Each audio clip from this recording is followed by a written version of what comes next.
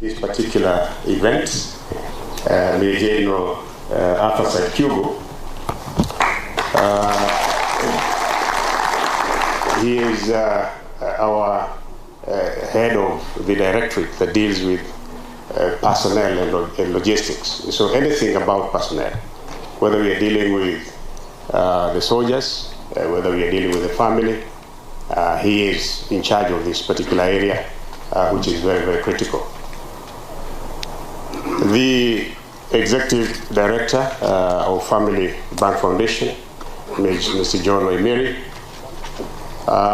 the participants of this fast forward, good morning. Muko sawa? Are you ready? Yes. It is indeed a pleasure to have been chosen to host this particular event, the very first one in the Kenya Defense Forces.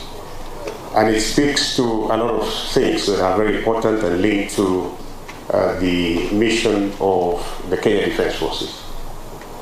Because us here, as leaders of the Kenya Defense Forces, have got only two tasks to do.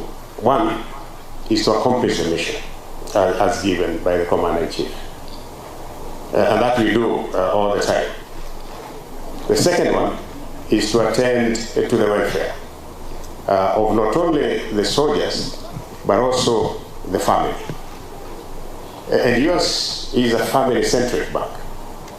And we are also very family-centric in terms of the welfare. So there is convergence here, which I think bringing together family bank and the family-centric approach that we have in terms of welfare is a great thing.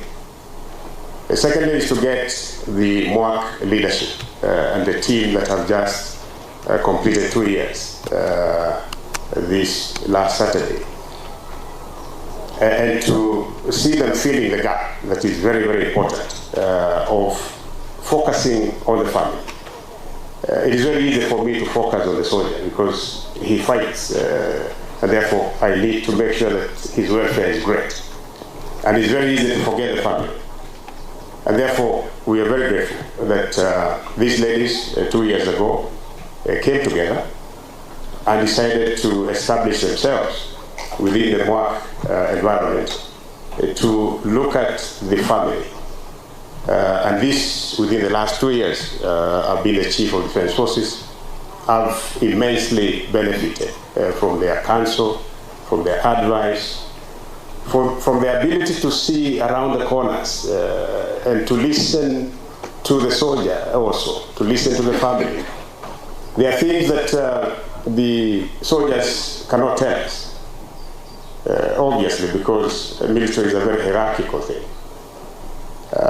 And when they go talking to them in their various bases, they are able to open up. And I'm glad to note that they've had a visit to every base.